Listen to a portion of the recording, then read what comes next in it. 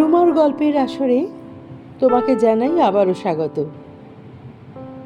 আজ যে ছোট গল্পটি পাঠ করছি সেটি লিখেছেন প্রতিভা বসু। গল্পের নাম বিকেলবেলা। ট্রামে দেখা হয়ে গেল। আরে তুমি? ভিড়ের মধ্যে রড ধরে দাঁড়িয়ে থাকা সুমন্ত প্রায় চেঁচিয়ে উঠল, ওমা তুমি!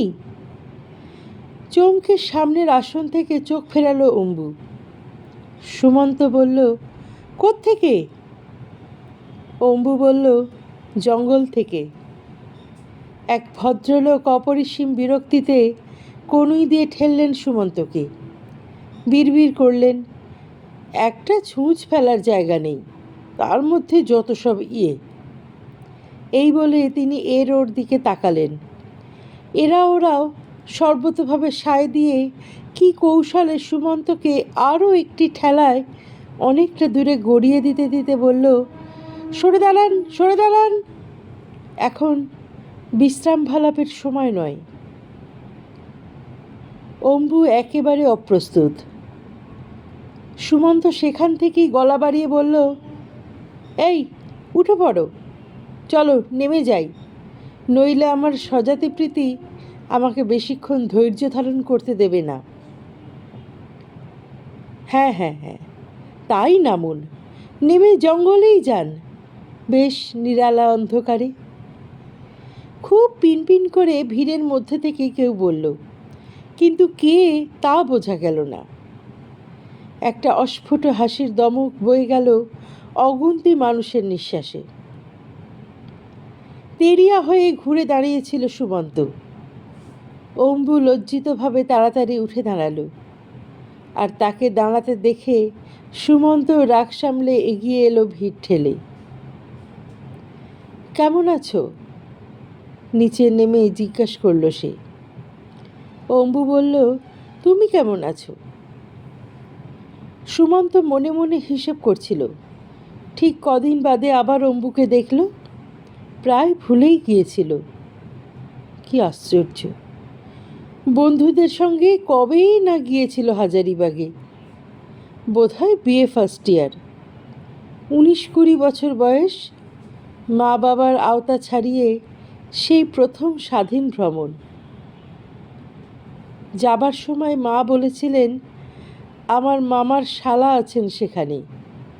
ছেলেবেলায় তাকেই আমি আপন মামা বলে জানতাম। তিনিও সেরকমই দেখতেন। তুই তার কাছেই উঠতে পারিস, খুশি হবেন। মার কথাকে সম্পূর্ণ অগ্রাহ্য করে সে বলেছিল, হ্যাঁ, চিনি না, জানি না, আবার গিয়া গুরুজনের পাল্লায় পড়ি আর কি। আসলে ঠিক করেছিল ধর্মশালায় উঠে খুব বেপরোয়া জীবনযাপন করে আসবে কদিন। বন্ধুরা বলেছিল, খাওয়া শোয়া নিয়ে অতই যদি তাহলে তো ঘরের ছেলে ঘরে থাকাই ভালো। কিন্তু ধর্মশালায় উঠে কার্যকালে দেখা গেল, আর যার যেমনই লাগুক, সুমন্তর অন্তত পোষাচ্ছে না। নিরামিষি আহারে দুবেলাতেই অরুচি ধরে গেছে। মেঝেতে পাতলা তোষকে শুয়ে পিঠ ব্যথা করছে। আর সবচেয়ে মারাত্মক ব্যাপার হচ্ছে বাথরুম। এমন লাইন দিতে হয় যে প্রাকৃতিক ক্রিয়াকর্ম, স্নান সব বেতালা হয়ে যায়। এবং এ বিষয়ে দেখা গেল বন্ধুরাও তার সঙ্গে একমত। সে পরামর্শ করে একটা হোটেল ঠিক করতে বেরিয়েছিল। আর সেখানে গিয়েই দেখা মায়ের সেই মামার সঙ্গে। চমৎকার ভদ্রলোক। পরিচয় শুনে তক্ষুনি সকলকে ধরে নিয়ে গেলেন বাড়িতে। চব্যচস্য লেজ্জ পেয়েও খাইয়ে এই কদিনের অর্থাহারজনিত সকল ক্লেশ নিমেষে দূর করে দিলেন। তারপর বন্ধুরা যখন ফিরে গেল হোটেলে, সুমন্তকে তিনি রেখে দিলেন জোর করে। ভদ্রলোকের স্ত্রীও খুব চমৎকার। কাঁচা পাকা চুলে, টকটকে সিঁদুরে একেবারে লক্ষ্মী প্রতিমা। খুব সহজে তাকে তারা আপন করে নিলেন, ঠিক নিজের দাদু দিদিমার মতো। কিন্তু বছর কয়েক আগে একমাত্র কন্যার অকস্মাৎ মৃত্যুতে স্বামী স্ত্রী দুজনেই বড় শোকার্ত ছিলেন। সেই কন্যারই আবার একমাত্র কন্যা নিয়ে তাদের ছোট্ট সংসার। নাতনিটি দাদামশাই দিদিমার চোখের মণি। মহাভারত ঘেঁটে নাম রেখেছিলেন অম্বালিকা, অপভ্রংশে অম্বু।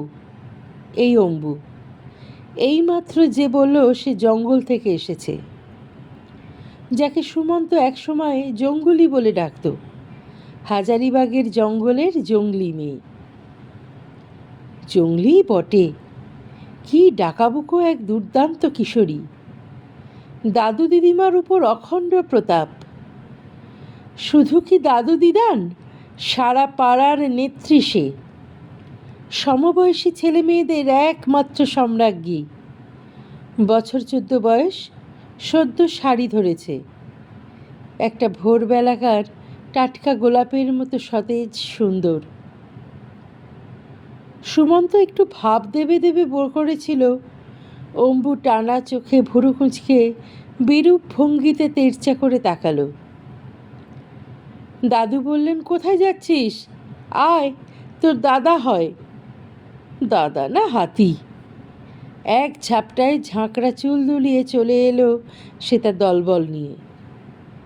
চলেও গেল তাড়াতাড়ি। নতুন যুবক সুমন্ত রাগে অপমানে কান গরম করে গুম হয়ে গিয়েছিল। দিদিমা বলেছিলেন একটা পাগলি। ভদ্রতা সভ্যতা কিছুমাত্র যদি জ্ঞান থাকে। যে কদিন আছো তুমি, দিও তো ভাই একটু শাসন করে। করব, সুযোগ পেলেই করব, দাঁতে দাঁত চেপে মনে মনে বলেছিল সুমন্ত। মনে মনে বলেছিল, এই অভদ্র অমার্জিত দুঃসাহসী মেয়েটাকে যে করেই হোক, যেভাবেই হোক জানিয়ে দিতে হবে তার মতো সে ঘোড়ার ঘাস কাটে না, সারাদিন সারা পাড়ার সর্দারি করে বেকার ঘুরে বেড়ায় না। সে রীতিমতো একজন বিয়ে পড়ুয়া ছেলে। কলেজে বহু মেয়েই তাকিয়ে থাকে তার দিকে, আলাপ করে বর্তে যায়, এবং ইচ্ছে করলে সে এখানে ওর সব কটা চেলাচামুন্ডাকে তুড়ি মেরে ভাঙিয়ে আনতে পারে।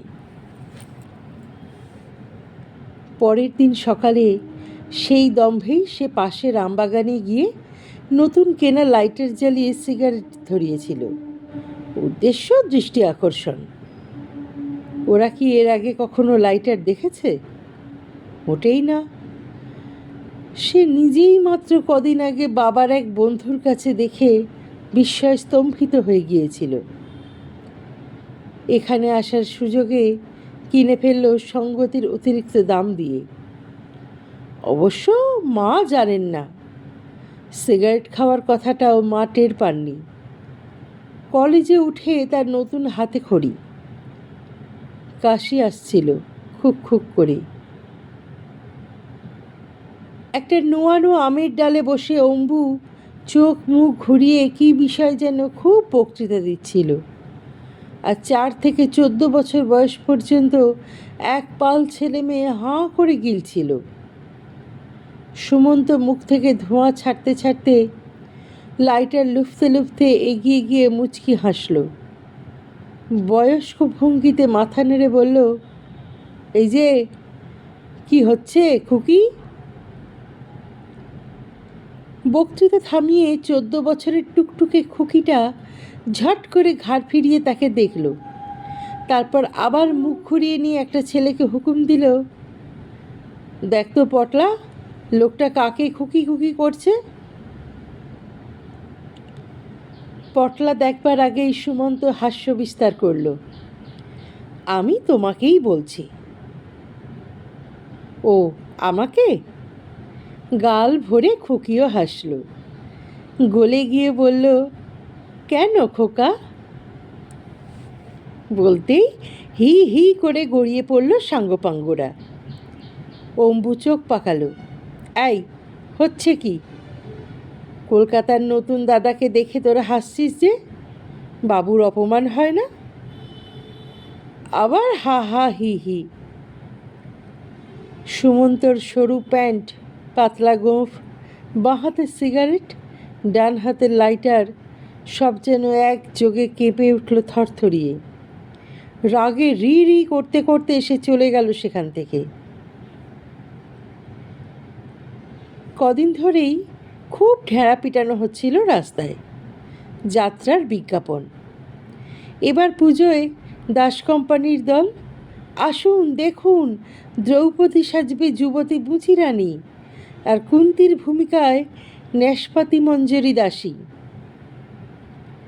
বুঝি রানী আর ন্যাসপাতি মঞ্জরি দাসী নাম শুনে হাসতে হাসতে মরে গিয়েছিল সুমন্ত।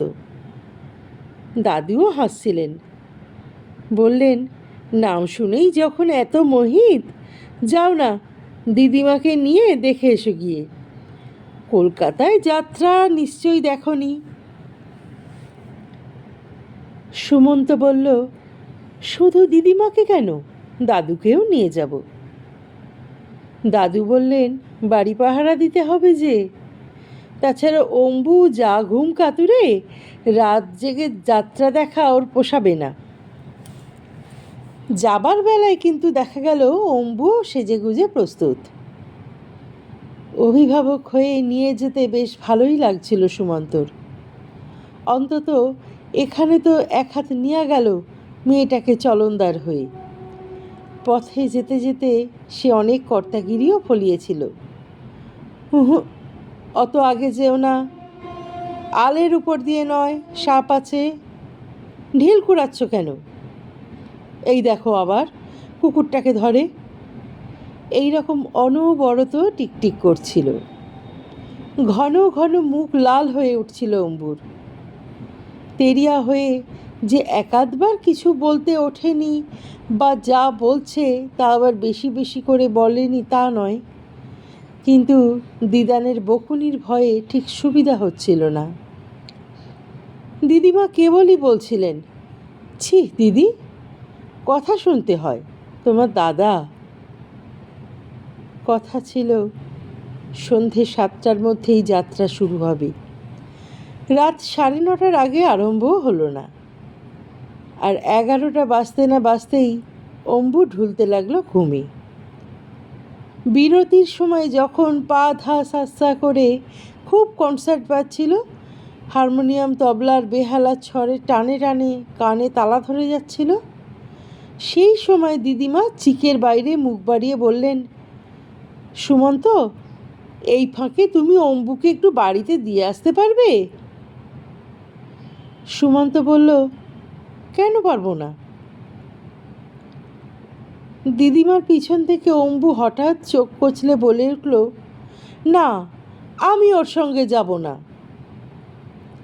দিদিমা গায়ে মাথায় হাত বুলিয়ে তোষামত করে বললেন, লক্ষ্মী সোনা, যাও, বাড়ি গিয়ে বিছানায় আরাম করে ঘুমিয়ে থাকো, দাদু আছেন। না। এরপরে দিদিমা কি যেন একটা লোভনীয় শর্ত করলেন, যার ফলে দেখা গেল অম্বুর জেদি চেহারা বেশ শিথিল হয়েছে।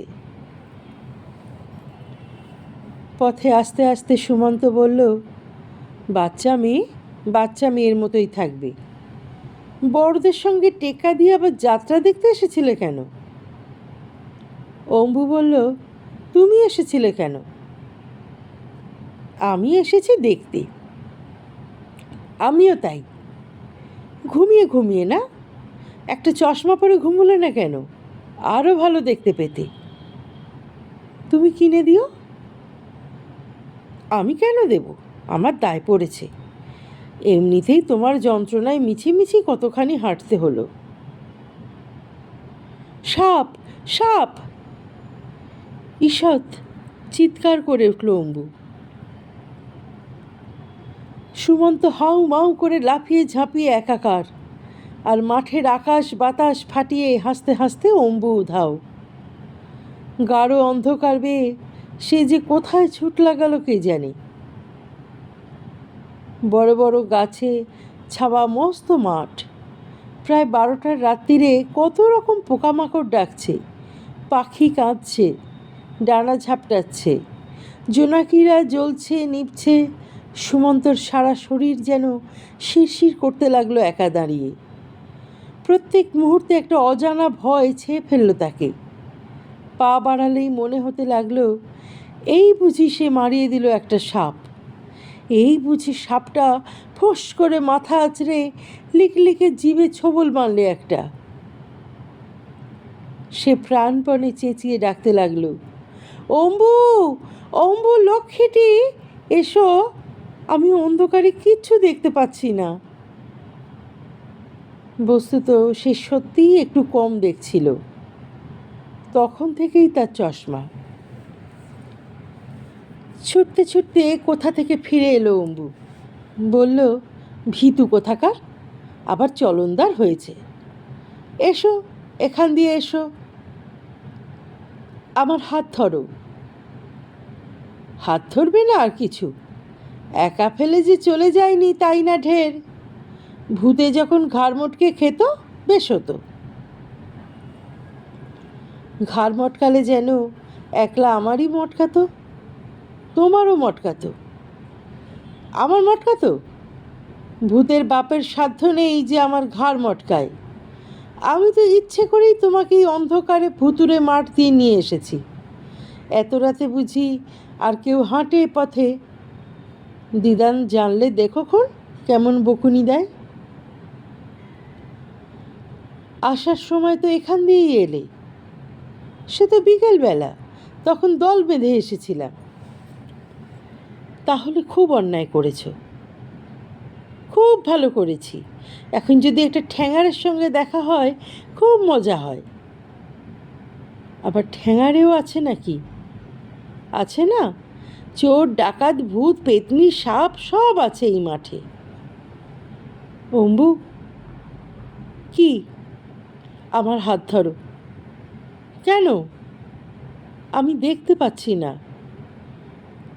মিথ্যুক, আসলে ভয় পাচ্ছ। ঠিক আছে, তাই পাচ্ছি, হাতটা ধরো না। সিগারেট খাও কেন ওইটুকুন ছেলে? কখন সিগারেট খেলাম? সকালে খেলে না? তুমি ভালোবাসো না সিগারেট খাওয়া? না, সিগারেট খেলে ক্যান্সার হয়। কে বলেছে? দাদু। দাদু কিচ্ছু জানেন না। তুমি জানো? পণ্ডিত। কাল থেকে দেখিয়ে দেব কেমন পণ্ডিত। তোমার দিদিমা কি বলেছেন শুনেছ তো? কি বলেছেন? তুমি ভদ্রতা জানো না, সভ্যতা জানো না, তোমাকে শিক্ষা দিতে বলেছেন। আহারে আমার গুরুমশাই, অত আগে আগে যাচ্ছ কেন?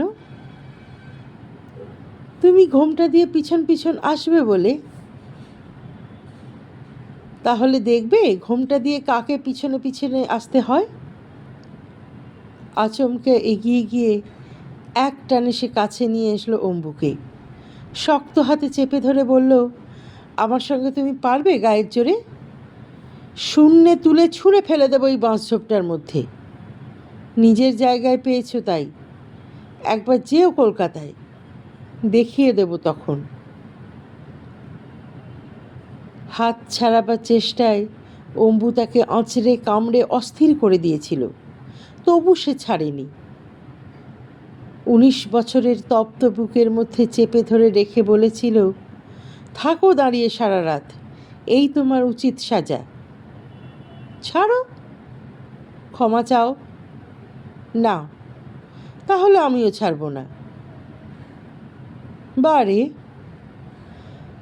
এখন তোমার চোর আসুক, ডাকাত আসুক, ঠ্যাঙারে আসুক, সারা হাজারিবাগের সব চেলা চামুন্ডা আসুক, দেখে যাক তাদের অম্বুরানির কী দশা আমার হাতে পড়ে। অম্বু তখন তার নতুন টেরিলিনের শার্টটা বুকের কাছে ছিঁড়ে দিয়েছিল দাঁত দিয়ে। আর তার শাস্তিস্বরূপ সুমন্তও তার আলিঙ্গন আরও দৃঢ়বদ্ধ করেছিল। পরের দিন কিন্তু অম্বুর চোখে একটু লজ্জা দেখা গেল। সেই বোধহয় ওর প্রথম লজ্জা। আর সুমন্তরও বোধহয় সেটাই প্রথম প্রেম। নইলে 2 সপ্তাহের জায়গায় 6 সপ্তাহের সারা ছুটিটা হাজারিবাগে বসে বসে সে করল কি?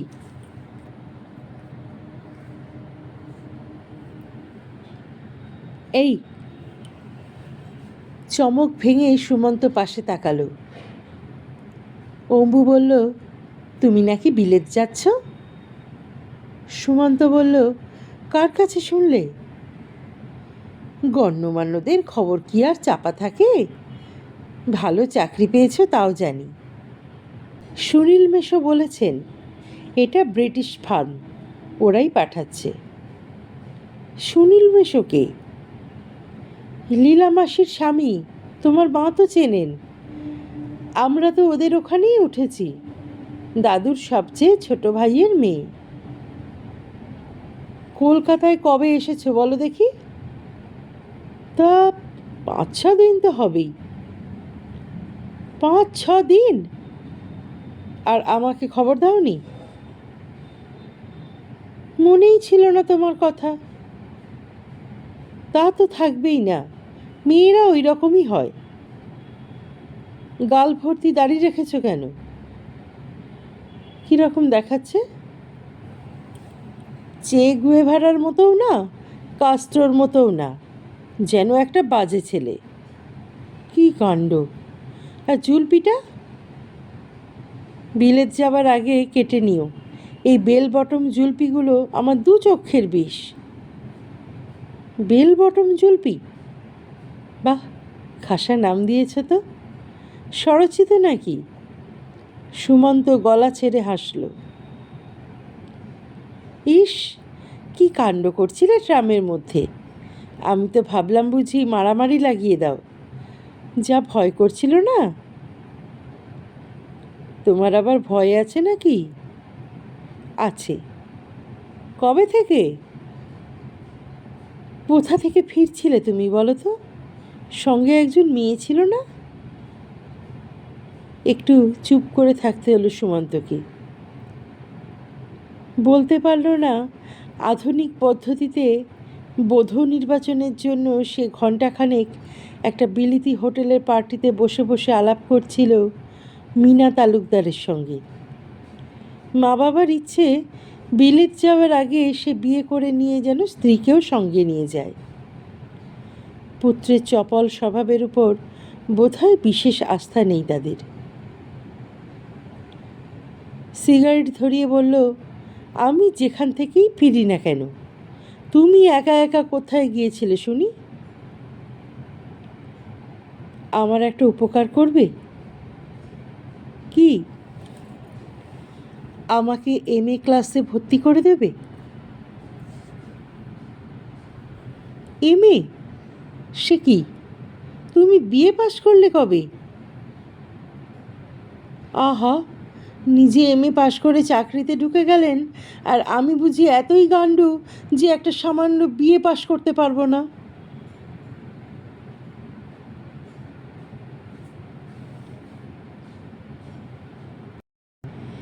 MA? সে কি? তুমি বিয়ে পাশ করলে কবে? আহা, নিজে MA পাশ করে চাকরিতে ঢুকে গেলেন, আর আমি বুঝি এতই গাড্ডু যে একটা সামান্য বিয়ে পাশ করতে পারবো না। তখন তো বলতে স্কুল তোমার জম, তার চেয়ে বাড়ি বাড়ি বাসন মাজার কাজও ঢের ভালো। তখন একটু হাসল অম্বু। আপাদমস্তক ভিড়াক্রান্ত বাসট্রামের দিকে তাকিয়ে বলল,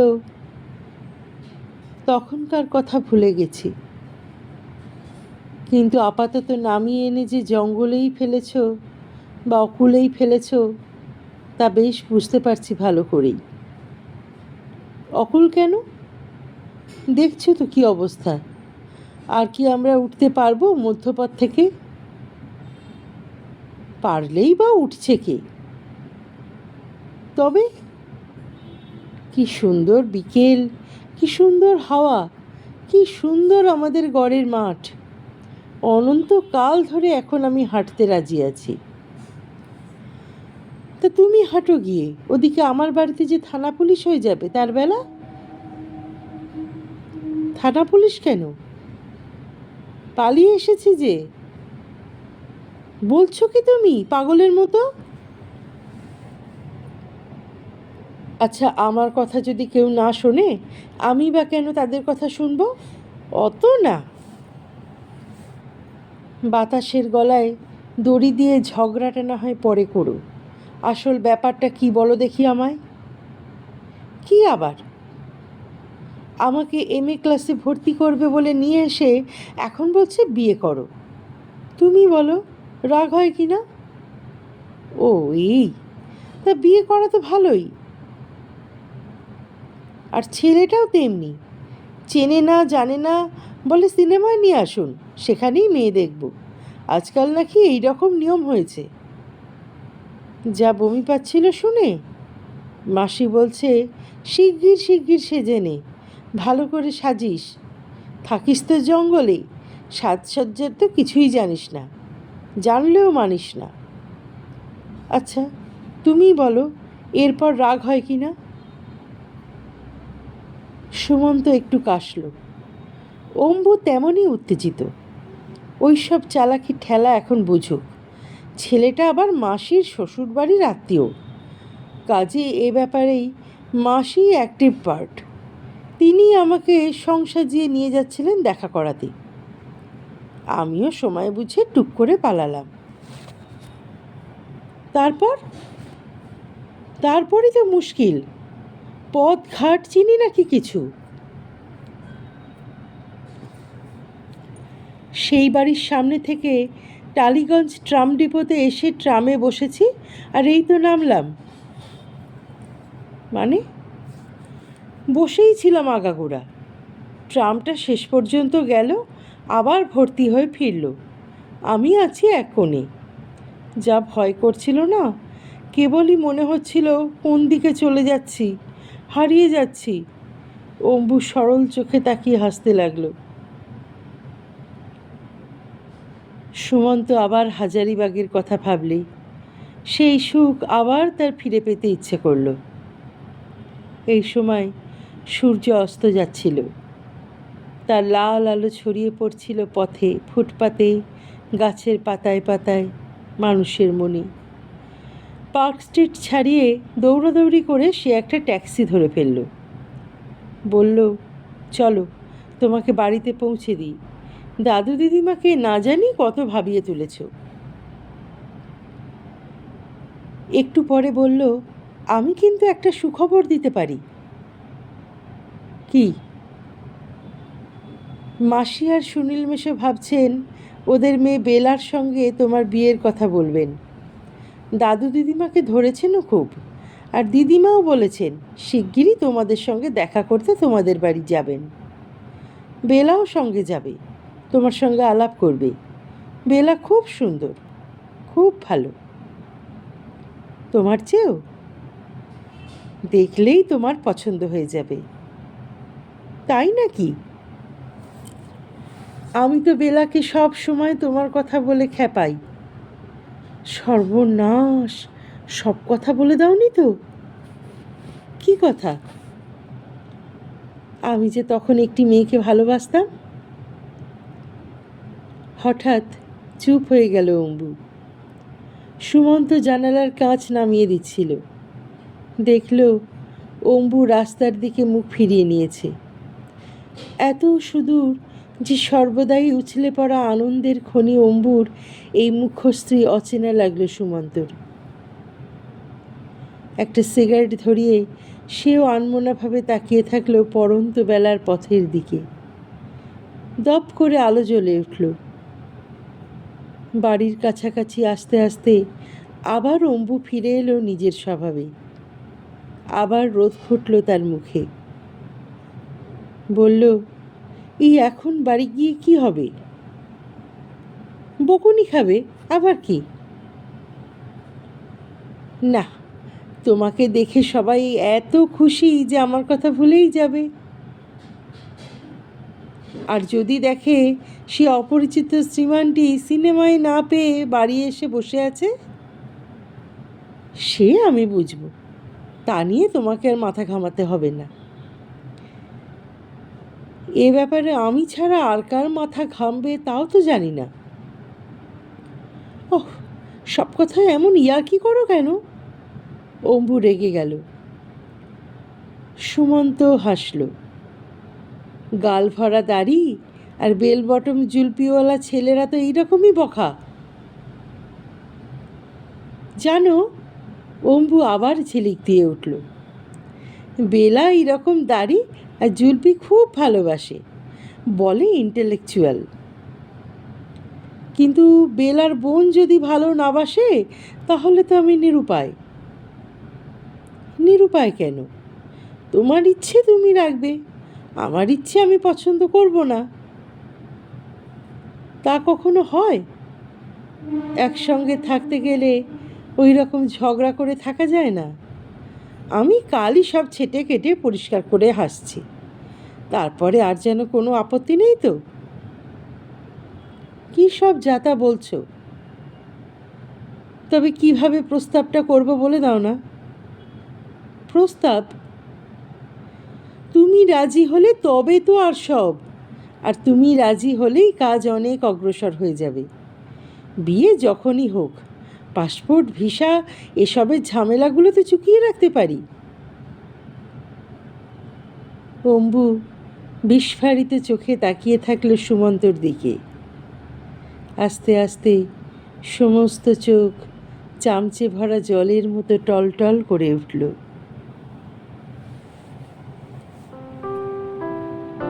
আজকের গল্পটি তোমার কেমন লাগলো? মূল্যবান মতামত অবশ্যই কমেন্ট বক্সে লিখে জানিও।